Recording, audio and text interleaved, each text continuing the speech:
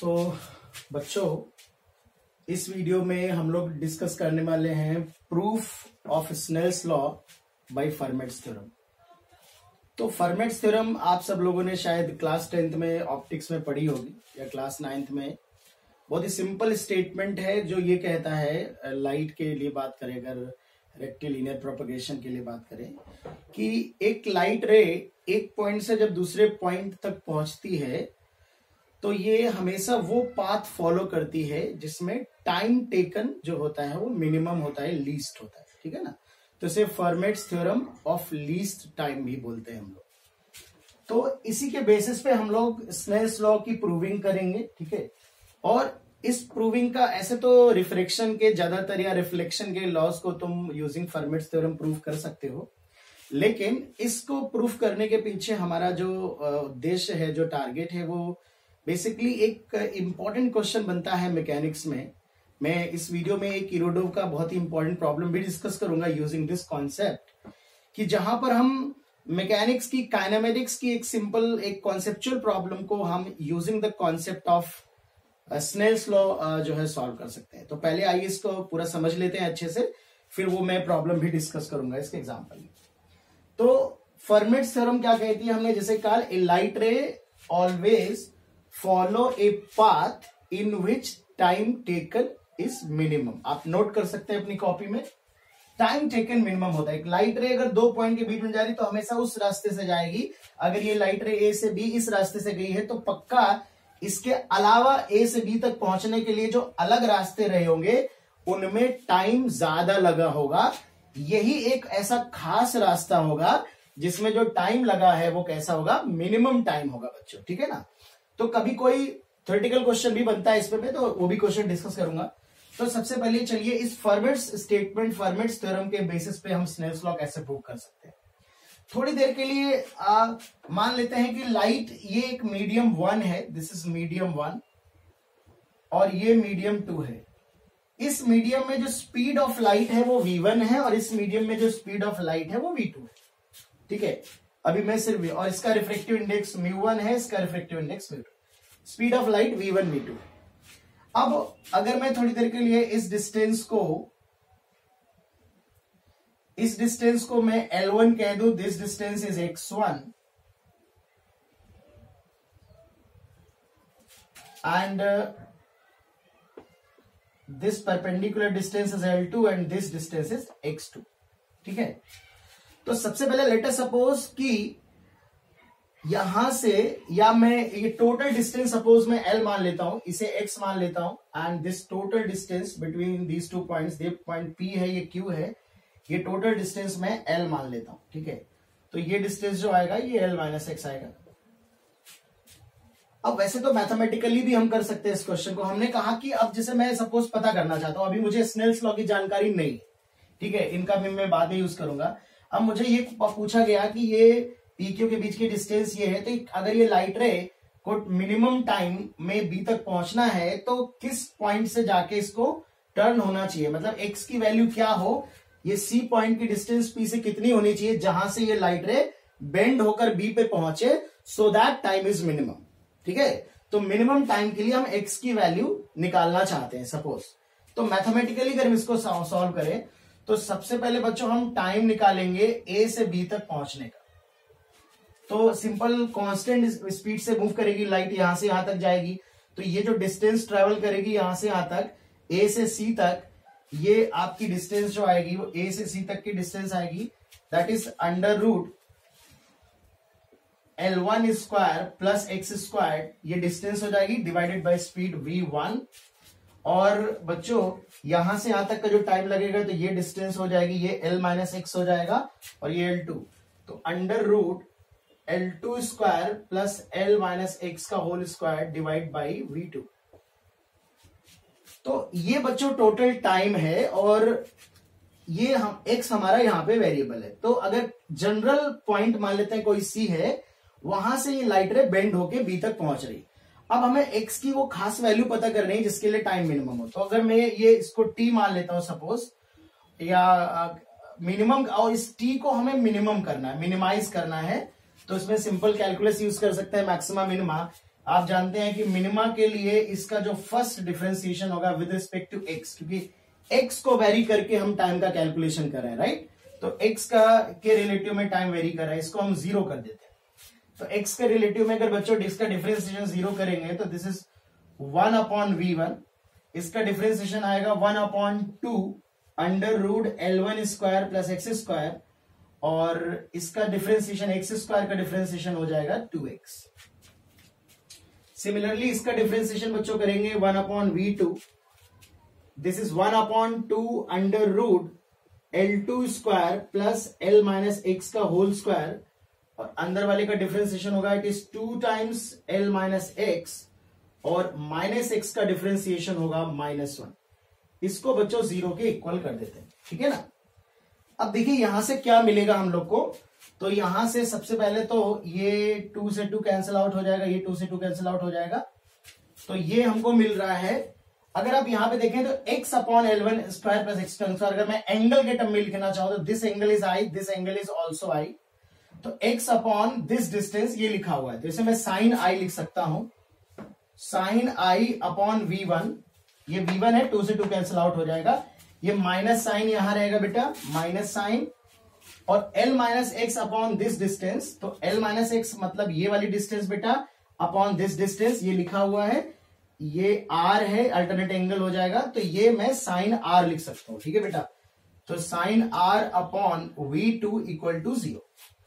तो यहां से मैं साइन I अगर दोनों तरफ मैं c से मल्टीप्लाई कर लूं तो c/v1 है इक्वल टू साइन R, और c/v2 है, तो इसे मैं रिफ्रैक्टिव इंडेक्स लिख सकता हूं μ1 साइन I, और ये रिफ्रैक्टिव इंडेक्स है μ2 साइन R।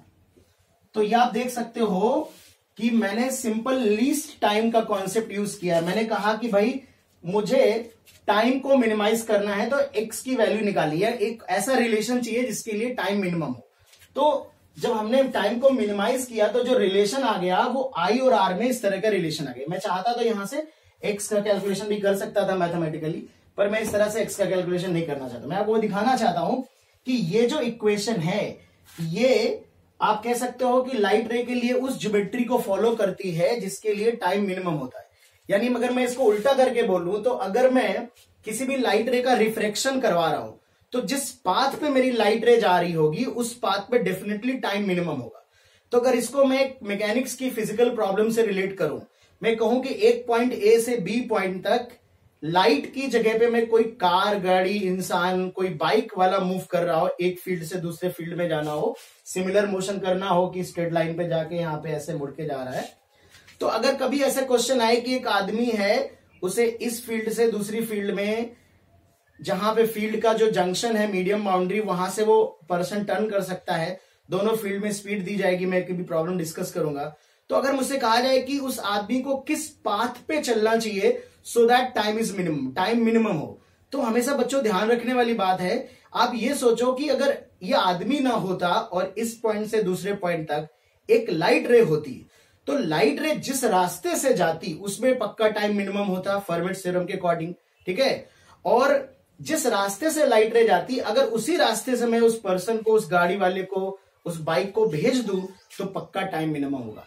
यानी कि हम उस आदमी को उस पाथ पे भेजेंगे जिस पाथ पे एक लाइट रे जाने वाली थी, और जिस पाथ पे लाइट रे जाने वाली थी उसके लिए आप स्नेल्स लॉ एप्लीकेबल कर सकते हो।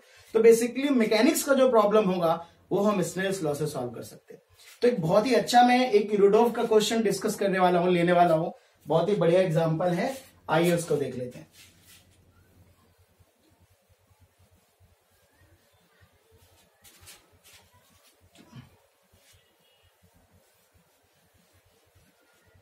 तो इस कॉन्सेप्ट पे एक प्रॉब्लम है, ये प्रॉब्लम है यूरोडोव 1.17। आप चाहे तो बुक खोल के देख सकते हैं, ठीक है ना, प्रॉब्लम का पूरा डिटेल डिस्क्रिप्शन आपको मिल जाएगा।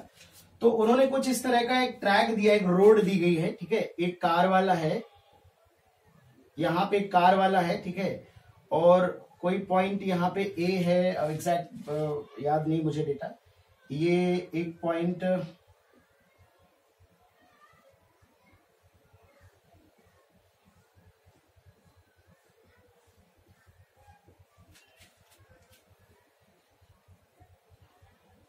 बी है, ये पॉइंट सी, ये डी मान लेते हैं, ठीक है।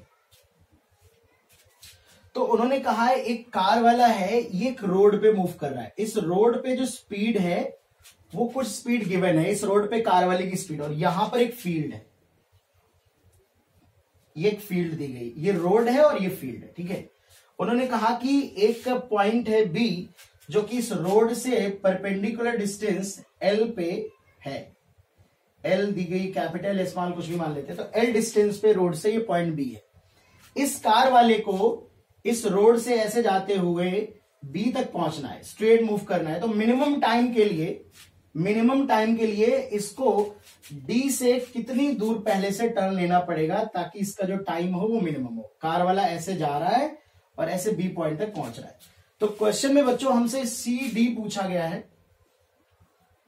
कि ये वाली जो डिस्टेंस होनी चाहिए, सपोज मैं एक्स मान लेता हूं कि जो कार वाला है ये स्ट्रेट जाके किस पॉइंट से टर्न ले बी के लिए ताकि इस कार वाले को टाइम मिनिमम लगे। एक क्वेश्चन और दिया गया है, एक डेटा और दिया गया है कि जो रोड में स्पीड है, ठीक है, गिवन नहीं है, इसमें V2 मान लेते हैं, तो जो यहां पर स्पीड है गाड़ी वाले की, वो जो फील्ड में स्पीड है वो ईटा टाइम्स स्लोअर है। मतलब जो फील्ड में जब गाड़ी वाला मूव करता है, it is eta times slower then it moves on the road.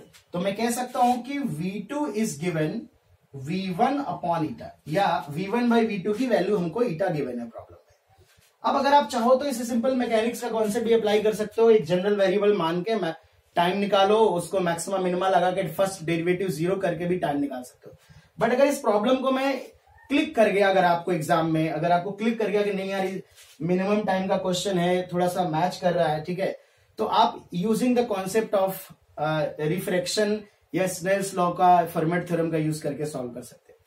तो अब आप सोचो कि ए पॉइंट से लाइट रे ऐसे जा रही है और लाइट रे ऐसे जा रही है, ठीक है। आपको पता है कि अगर इस कार की जगह एक लाइट रे मूव कर रही हो तो पक्का टाइम मिनिमम होगा, और लाइट रे किस तरह से रिफ्रेक्ट होती है ये हमें पता है। तो जिस पॉइंट पे ये टर्न हो रही है हम मान लेंगे कि उस पॉइंट पे रिफ्रेक्शन हो रहा है, इसे इंसिडेंट रे की तरह ट्रीट करेंगे, दिस एंगल इज आई, तो आई बच्चों 90 हो जाएगा, this angle is R, this angle is also R. तो चूंकि लाइट रे मिनिमम, ये प्रूफ कर चुके हैं कि मिनिमम टाइम वाले पाथ पे फॉलो करता है, तो जिस ये लाइट रे का मैंने पाथ बना लिया, इसी पाथ पे हमारी कार को मूव करना है। तो अगर मैं स्नेल्स लॉ लगा दूं, ठीक है, तो रिफ्रेक्टिव इंडेक्स के टर्म में अभी लिख रहा हूं फिलहाल, तो μ1 sine i equal to μ2 sine r. तो μ1 को लिख सकता हूं मैं c बाई V1, ये c by V2, c cancel out हो जाएगा, c by V1 c by V2, sine i है यहां पे 90 degree, it is c by V2 sine r. तो c कैंसिल आउट हो जाएगा, यहां पे मैं 1 लिख लेता हूं, ठीक है। तो ये आपका V1 V2 जो है वो स्पीड हो जाएगा दोनों डिफरेंट मीडियम में, ठीक है। और अब हमको यहाँ पे x का कैलकुलेशन करना है, तो चलो दोनों की वैल्यू पुट कर देते हैं।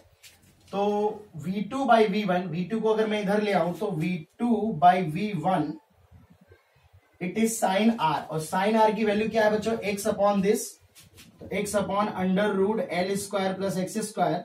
ये जो V2 बाई V1 है it can be written as 1 by eta, क्योंकि V1 बाई V2 जो है वो ईटा होगा, तो V2 बाई V1 1 बाई ईटा होगा। इसको मैं क्रॉस मल्टीप्लीकेशन करके होल स्क्वायर कर देता हूं, तो it is eta square x square. This implies यहां से एल स्क्वायर जो आएगा eta square x square minus x square, तो यहां से बच्चों x की वैल्यू आ रही है एल अपॉन अंडर रूट ईटा स्क्वायर माइनस 1। तो इस तरह से आप देख सकते हैं, इस डिस्टेंस को बच्चों कैलकुलेट कर सकते हैं। तो ये एक मैकेनिक्स का प्रॉब्लम था, ठीक है, एक रुडोव का अच्छा क्वेश्चन है बेटा ये, ठीक है, कॉन्सेप्चुअल प्रॉब्लम है, एग्जाम में एक्सपेक्ट कर सकते हो आप इस तरह के क्वेश्चन को। इसे अगर आपको क्लिक कर गया तो आप स्नेल्स लॉ से सॉल्व कर सकते हो, ठीक है। एक प्रॉब्लम मैं और डिस्कस करूंगा जो कि थ्योरेटिकल है। मान लीजिए डेटा नहीं दिया है तो भी मैं आपसे एक सिंपल ऑब्जेक्टिव क्वेश्चन पूछ सकता हूं, मेंस में आ सकता है, बोर्ड्स में, बिट्स में आ सकता है, एडवांस में तो नहीं आएगा। जैसे मान लेते हैं मैं आपसे कहूं कि ये पॉइंट ए है और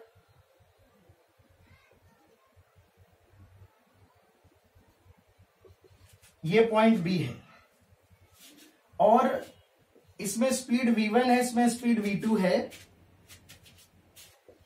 V1 is greater than V2, V1 V2 से बड़ा है, और एक पर्सन है जो A से B तक उसे पहुंचना है। तो किस पाथ से वो 4 पाथ में बना दूंगा, कुछ नहीं दूंगा इसके अलावा। V1 V2 में रिलेशन एग्जैक्ट नहीं पता, पर V1 बड़ा है V2 से। अब मान लीजिए हमारे पास बहुत सारे रास्ते हैं, 4 रास्ते में बना रहा हूं। एक तो बिल्कुल स्ट्रेट बना रहा हूं, ठीक है, ऐसे।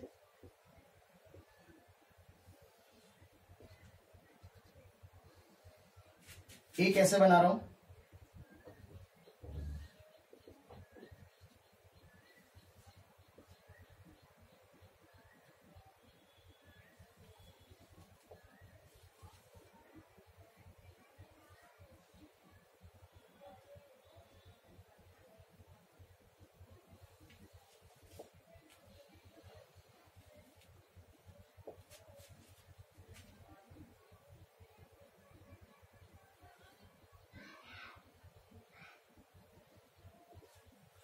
अगर मैं सिर्फ इतना पूछ लूं, कोई डेटा नहीं दिया, कोई एंगल नहीं दिया है, कि बताइए इन 4 में से 1 2 3 4 उस ऑब्जर्वर को किस रास्ते पे जाना चाहिए, उस पर्सन को किस रास्ते से चलना चाहिए, so that time is minimum.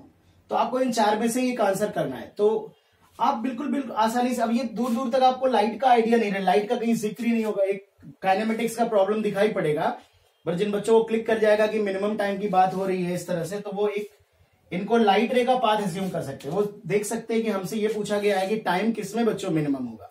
तो आप सोचो कि अगर ये लाइट रे होती तो जिस रास्ते से जाती उसमें पक्का टाइम मिनिमम होगा। तो तुम आदमी को गोली मारो, तुम लाइट रे को ध्यान दो, तुम ये देखो कि आदमी नहीं चल रहा है, लाइट रे चल रही है, और V1 बड़ा है, इस मीडियम में स्पीड ज्यादा है, मतलब रिफ्रेक्टिव इंडेक्स कम होगा।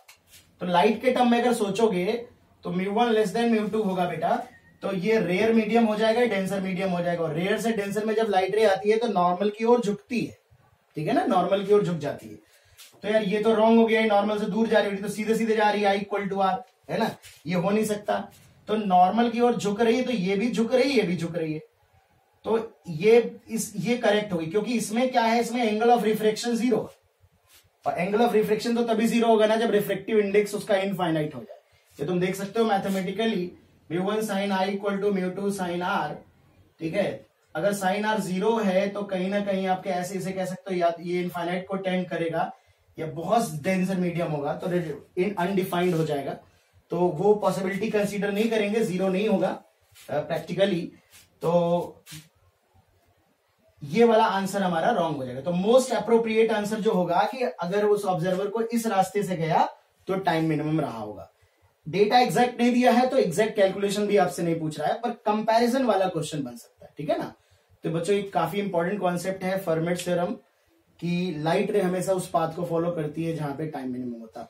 तो मिरर के केसेस में, अदर केसेस में भी ध्यान रखना, लाइट रे का जो तुम रिफ्लेक्शन बनाओगे वो डेफिनेटली मिनिमम टाइम वाला केस होता है। ओके बच्चों, दैट्स ऑल।